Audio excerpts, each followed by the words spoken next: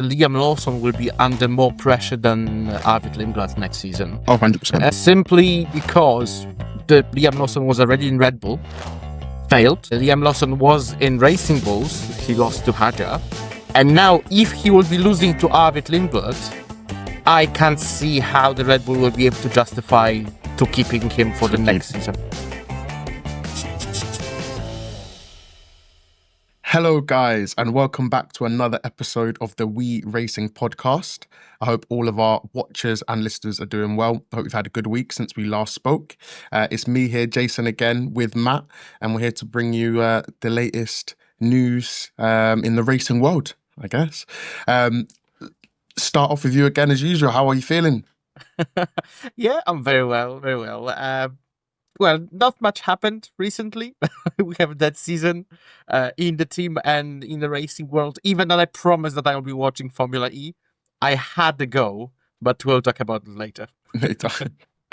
Perfect. I mean, today I wanted to talk to you about Racing Bulls specifically today, and especially their new driver Arvid Lindblad. I hope I've pronounced that correctly, because I've been seeing a few things in the week about him, and I'm nothing short of kind of amazed, I guess, if that's the word to use about him, in regards to his skill, his precision, also the lack of errors that he makes, which I think is a very big thing. Being a rookie going into F1 these days, you can't make a lot of errors.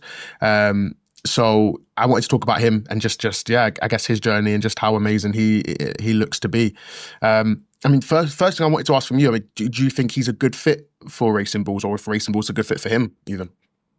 Well, I have to say, like, probably I have the same opinion on every single rookie that was, maybe except Ollie Behrman, because he had his shot last year. But well, the Formula One is a different sport. Even if you look at Formula 2 cars and Formula 1 cars, they're completely different. They look different. Let's say the racing is a bit similar when it comes to DRS, the dynamic of the racing and the racing weekend itself. It's very similar to Formula One, but it's a different sport. It's definitely much more exhausting physically and mentally as well, because we have seen ups and downs of Oscar and Lando this year. So, well, I'm giving him an open book, because we don't know how he will behave in the next season. I'm hoping that he will be another Max Verstappen, another Sebastian Vettel that will conquer the Formula One. Yeah, I mean, when you look at the junior series, I believe he's the youngest winner in Formula 3, youngest winner in Formula 2 as well. So based off that and the last sort of youngest winners we've had that have come through to F1, he seems pretty poised to go to the top.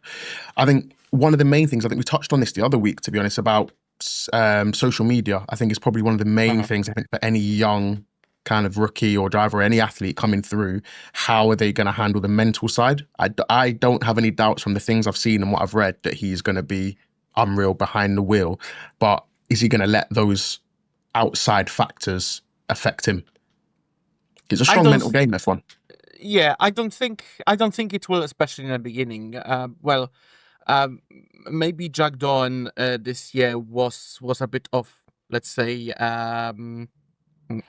exception from the rule, but all the rookies are having at least half a season, to make sure that they will feel comfortable with the car. They can do whatever they think it fits to get into speed. Like you were mentioning that Arvid was the youngest winner for Formula 3 and Formula 2, but the previous one who was winning series by series was George Russell, and he landed in the worst team in the pack back then in 2019 in Williams. So, we will see. I would have to say that we will see, because as you said, from social media pressure and media pressure in general, he can turn into diamonds, but he may as well stay a coal, that won't be showing any kind of potential. Yeah, I agree. I think that the more you can keep pressure away from from these rookies, the better. But I mean, I guess I saw the interview from Gary Neville a few weeks back at Abu Dhabi when he was with Mercedes, and he said he sat through the briefings and the things. He was like, the way that he watched Kimi stand up in front of the engineers and the analysts and kind of dissect his own race and his own performance and where he went wrong and where he could have gone better. And he said he's never kind of seen something like that from an 18-year-old. I think that also goes to show how ready these drivers kind of have to be to make that big step into Formula One. That's very true, but also when you say that, I think now juniors have much better overview what to expect from Formula One than, for example, 10 years ago, because now they can basically go and see what's happening. They can test cars, even the previous years. They have massive experienced driver that are coming and trying to help them, even from the mentor perspective, just saying what to expect, what to do, etc. I think it could be both ways, but I'm really hoping that he will turn into this diamond because he has a potential, definitely, looking at his junior series. And I've got a question for you. Do you think it's easier to be, let's not say be, let's say become, it's easier to become an F1 driver now, or let's say 15 years ago? If you say from sporting perspective, I think it's easier now because the drivers have access to physiotherapists, to mental support. There is a clear path for them, what they have to do to achieve Formula One. 15 years ago, maybe it wasn't as, maybe even earlier, it wasn't as clear as it is right now.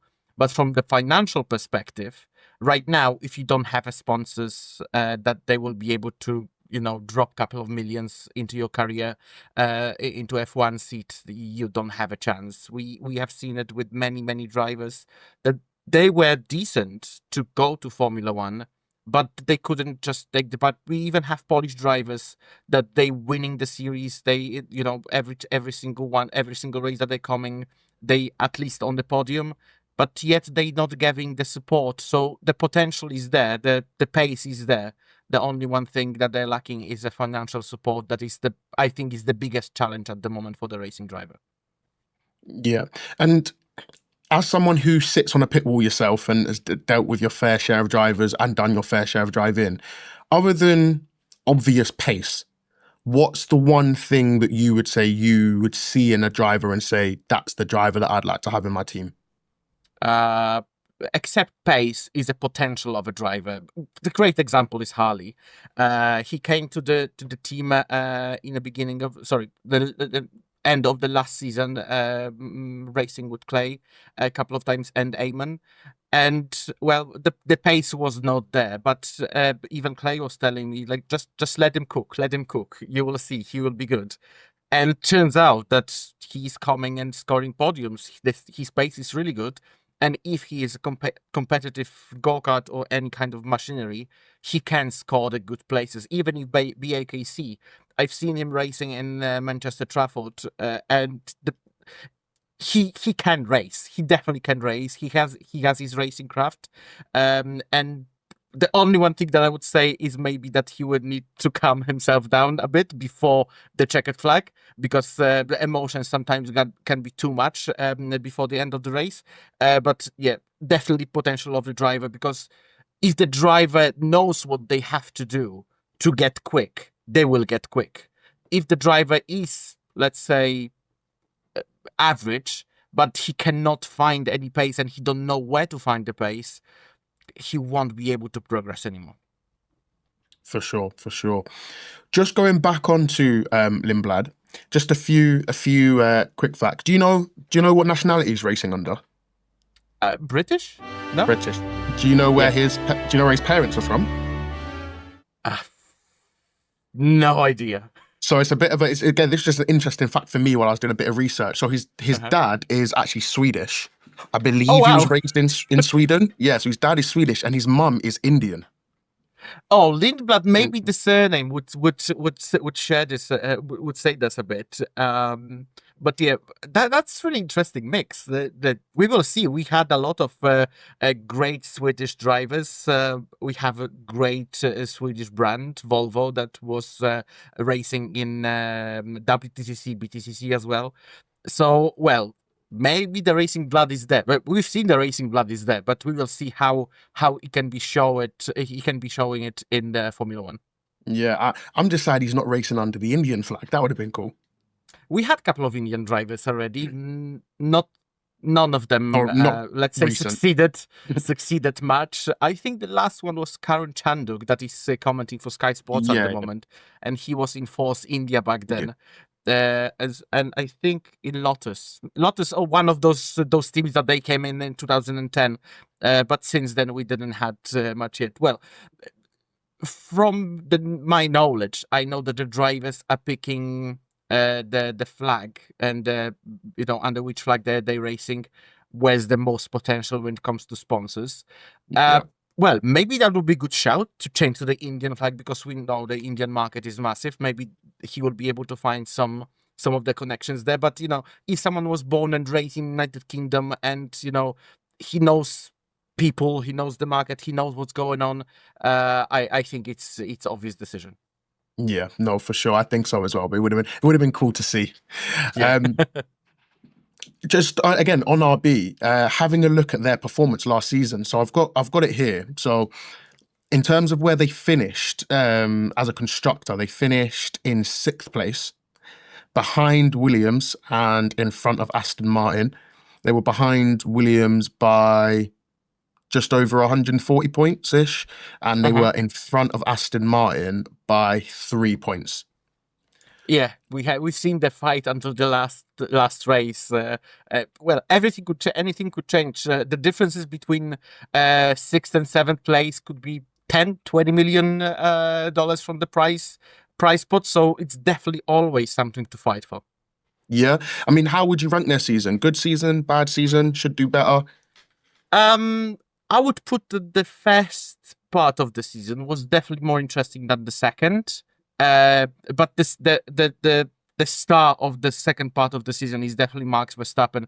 I've even seen at the Autosport Power Ranking when they marked Max Verstappen actually as the best driver of the year.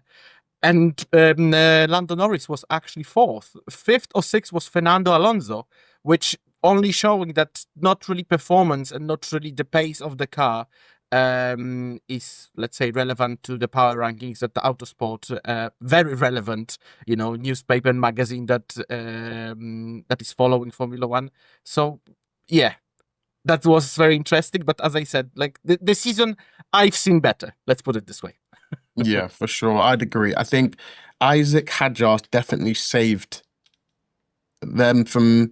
I mean, to be honest, before the Horner situation at Red Bull and before the switch of team principals, or the moving over of team principals, you'd say, Lauren Mackey they were looking good. I think they were making good progress, and I think that's why when they said that he was going to be the guy to step up to Red Bull, I didn't have any kind of doubts or even any worries about how he would perform over there. So I do think it was an okay season overall, but I definitely think they would have wanted better or wanted more. Again, I don't think the whole internal situation with Red Bull as a whole helped. Good segue actually onto your favorite person. I feel like we're talking about him every week now. Helmut Marko made some other comments in the media this week. Did you happen to see him? Yes, I have seen it. And I think, well, maybe we'll use beep sound or something, but I think it was a bullshit. I don't think actually I don't believe what he's saying, because, well, it was well known that Helmut Marko don't like Christian Horner, and likewise. Um, I don't think it's true. I believe Christian Horner was, let's say, the sacrifice that Red Bull had to make just to make Helmut Marko and directors happy. Mm, I don't think Christian Horner was the pain of the team. I think it was a whole structure that the Christian Horner trying to protect from one side or another. But, well, Helmut Marko is finally gone. He can say whatever he can say. Hopefully, he will not get as much of hearing as he's he was getting. So hopefully he will finally move away, and we'll have nice and respectful conversations. A little bit more peaceful. Yeah, I mean, it makes for a good read. I'll give him that. But yeah, I mean, for those who don't know what we're referring to, Helmut Marko made some comments in the media about Christian Horner fabricating certain information about him to the team to get him essentially sacked from the team, and if you have been following the Helmut Marko and the Christian Horner kind of saga, you know, it's not been very smooth sailing. A lot's been said, a lot's kind of been done. What I will say is bottom line, the team always comes first. And since getting rid of Horner, there's clearly been a big shift in momentum and obviously performance. So I could only assume we're going to see sort of similar results based on Helmut Marko leaving. Obviously, it's not an in-season thing, so you can't make that direct comparison. But I think it can only be a positive with what I would class as that kind of negativity around. Yeah, what I would add to this as well, I don't think that the shift was only because the Horner left. Remember that the shift happened very quickly after the Christian Horner left the team. And well, in Formula One, nothing is happening day by day. So those things had to be prepped, had to be designed, had to be implemented and tested well before they were implemented into the car. So it could be months, or it could be even, because the teams are preparing the cars since April the year before. So it could be the case that, the Christian Horner, maybe not him personally, but under his direction, already trying to push that, and it only happened. Well, it was a coincidence that it only happened when he left the team, and Laurent Meeks. Obviously, if that's if it's other way around, full credit to Laurent Meeks. But I think that it wasn't the key for the Red Bull's performance that Christian Horner left the team. Yeah, I think from a mechanical standpoint, I 100% agree. One thing I will say is I think you can definitely feel that sense of morale. And even just things when, if you look at certain radio messages, if you kind of, the cryptic ones and kind of decode them, ones that Max has said, when he's talked about the season, so, much better second half. And again, summer break, they refer to that as second half, but obviously it was similar time into Horner leaving as well. Just little things that I've taken from that, body language from first half of the season to now. It felt like second half of the season, Max, even if the car wasn't great, he had that drive and he was willing to drag it as far up the grid as possible. Whereas I don't know, I just felt like that first half of the season, it wasn't quite the same Max that we got in the second half. And like you said, I'm sure that comes from the structure through Red Bull. Yeah, it could be a case. Obviously, that could be the thing that maybe some people were not. Maybe they were sabotaging Horner somehow that to make him leave the team, or maybe, as you said, maybe some people that just didn't want to work with him. That's why Max Verstappen didn't really get the car that he wanted. But also, if you look at all the way around, I don't really understand why the driver might be, let's say, not performing, even if the machinery is all right. Those are F1 drivers. There's only 20 of them in the world, and all of them, hopefully, are trying to push as much as they can. So it could be the case that, because of all of this drama, Max Verstappen was not performing because it was so many things happening around the team and the team principal, and Max Verstappen and his dad as well. That might cause this underperforming period. Because I'm pretty sure Horner and Joss fell out as well earlier this season or a latter of the last. I don't think their relationship was the best. But I was going to say, you see it in football all the time. I know it's a bit more of a team game, but you see in football all the time where they stop playing for the manager. And it's like they're not running those extra yards. It's not the main parts of their game, but it's those extras that make the difference that they're not quite doing because they don't believe in the project or they don't believe in the person that's kind of leading them. So you do see it in sport all the time. So that definitely could have been a factor. But I just think I'm just happy that whatever happened did happen, and we happened to get the end that we did. And obviously McLaren coming out on top. Talking about McLaren. Did you see Zach Brown's speech? So no, because I was driving a car, and then I forgot to watch the gala in general. So no, I haven't heard it. So I only caught sort of highlights of it and bits I picked up off social media. I didn't watch the whole thing. But reports are that he was or seemingly a little bit drunk at the gala, made a few road comments, made Oscar touch Lando's hair. Said, see how big see how big your balls are. I don't know if that needs a bleep as well. See how big your balls are.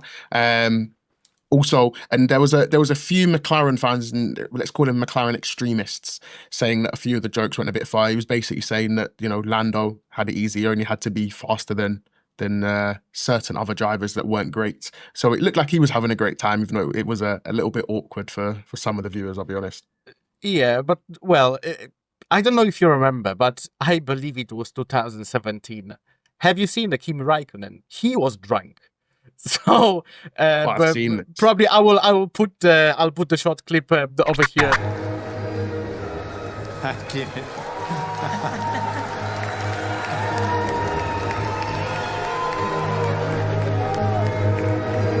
Kimi has enjoyed tonight a lot, and also a standout season for Ferrari this year. I think it wasn't that bad. Although we have to understand, I understand it's a professional environment, etc. But well, if they're serving alcohol in this gala, what they should expect in the same time, Yeah. It's a moment of celebration, and Zach Of Brown course. had a whole right to celebrate both titles, and I don't think it was a big deal. The only one awkward situation is definitely Mohammed Ben Sulayem touching Lando's hair. That was awkward. Yes, that was a little bit awkward. As I said, I don't think there's anything wrong with the speech. It's just a little bit awkward. But yeah, I thought I'd mention that while that came to mind. I'm gonna throw this over to you actually for a second. Formula E. I'm gonna get it out there early, guys. I didn't watch it. What actually happened was I had a very late Saturday night and I spent all the Sunday in bed. Okay, so that I'm out now. Okay, so over to you. Tell us about your experience. So I haven't seen the race, but Okay. I seen the quali on Saturday morning. I didn't know what's happening half of the time.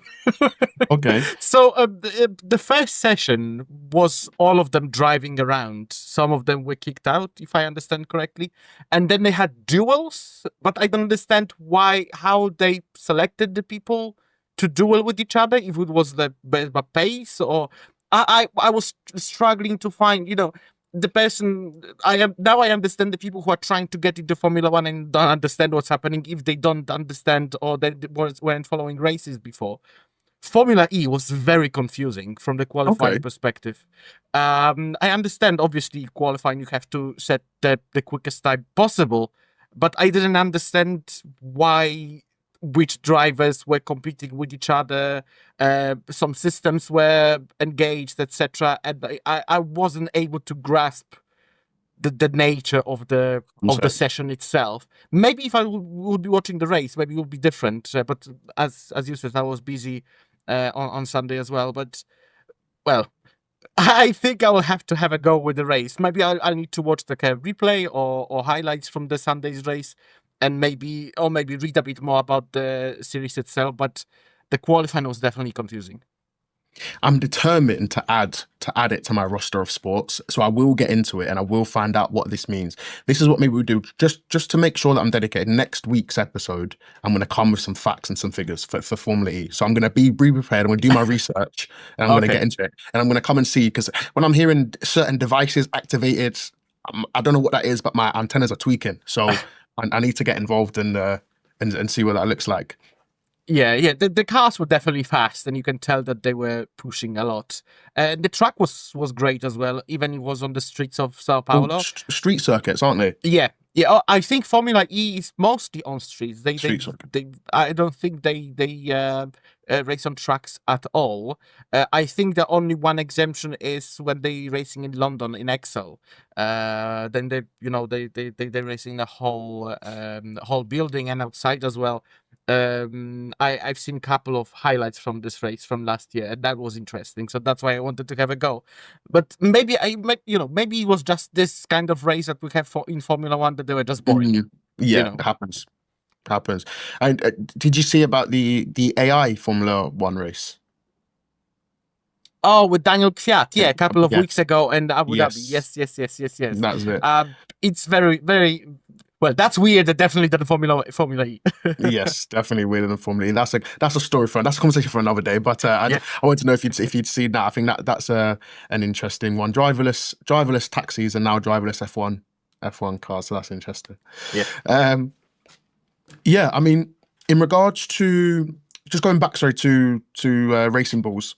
I do think that the Lawson lineup with Lindblad is going to be a good pairing for them. I think Lawson's a very aggressive driver, sometimes a bit overly aggressive, but I think there are quite a few drivers on the grid, or a couple of drivers on the grid at the moment, that are a bit more aggressive than the passive drivers we've had, as more to, let's say, like a Lewis style. Not that he's a passive driver, but more calm in that now, sense. but before he was very aggressive. That's it. Yeah. Now, more so now. But I do think there'll be a good pairing. I think Lawson doesn't have long out. That's one thing that I do, for some reason, kind of sense. Not that if you're as a RB or Red Bull driver, you never have long anyway. But I don't really think Lawson's got long. I think his first sort of half a season or so was good.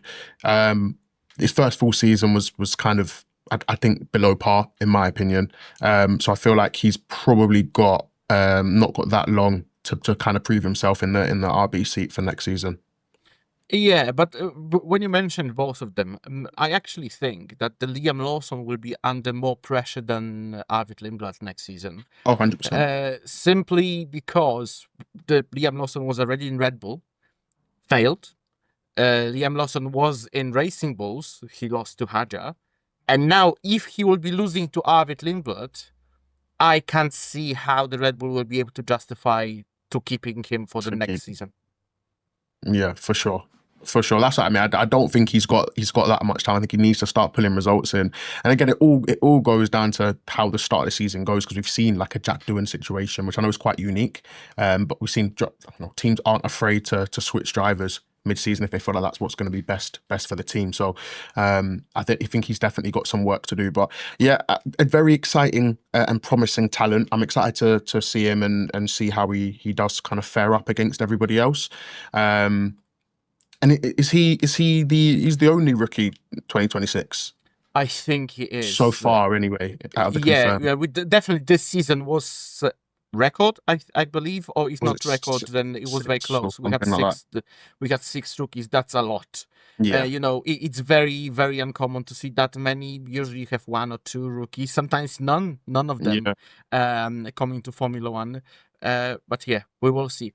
Coming to the Jack Doohan, have you seen that he was testing Super Formula last weekend?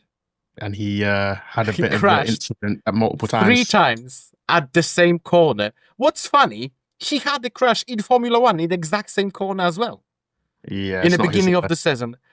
But I was writing about this on my LinkedIn, and I have to say, like, if someone from Formula 2, even though he was decent driver in Formula 2, but doing this kind of mistakes on a Formula 1 level and Super Formula, when the Super Formula is not much slower than Formula 1, I think Formula 2 was his ceiling. If he cannot pull, all in on his mistakes from Formula 1, even though the Super Formula is a bit easier to handle than Formula 1, and he was still making the same mistake over and over and over again. He was just going too deep into the curb, and every single crash looked exactly the same. If he was not learning, I don't think he will be able to get much more from his racing career unless he will change to endurance racing or any or different discipline. But looks like the Formula cars might be the end for him. For him, yeah. It still baffles me how the Super Series aren't a feeder. It just doesn't register to me how they can be so close, because from what I'm aware, the Super Series are closer to the F1 cars than the F2 cars. Yes, they are. They with speed and performance, 100%. Well, you say that it's not a feeder series. I think the last driver that was in Super Formula and come to Formula 1 was, I believe, Pierre Gasly. Was Liam Lawson was there as well. I think Lawson did Super Series in Japan. Yeah, and Pierre Gasly as well. it's not a direct it's not, feeder like not. your F2s, which is it's surprising to me because they're so similar in comparison. But that's a different story for a different day. But yeah, no. Super Formula is also not under FIA regiment, so that might No. be the reason why they're not, they're not taking as many drivers from there as they do from Formula 1, Formula 3, and other series. Can you get your points through Super Series? I'm guessing because it's not FIA. I'm guessing you can't get your points from there, or do they count towards it? I think you can. Because NASCAR is not, or IndyCar is not either, but you still get the point. They actually put some updates a couple of weeks ago about the point system. So I think you are, but not as many as probably from FIA series. FIAs, yeah, no, for sure. Well, guys, that was a great episode talking about RB and everything else F1. I'm looking forward to next week. I'm going to do my research and get my Formula E knowledge in for you guys ready. But yeah, thank you guys. Episode just before Christmas.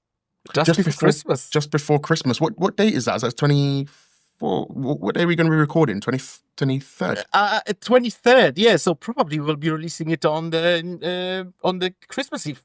I'm actually away from my house at that point. So you're going to see I'm going to be in a different setting next recording. That's exciting. There we go. So I have some new settings and surroundings. But yeah, guys, tune in for then. Don't forget to follow all of our social media. Check us out on our YouTube, Instagram, TikTok, Pinterest, everything. Search us. Even if we don't have an account, search us and we'll be there. Okay, guys. So make sure to drop a like on the video as well. Tell us what you want to see and we'll see you in a bit. Peace. Thanks, guys. See you.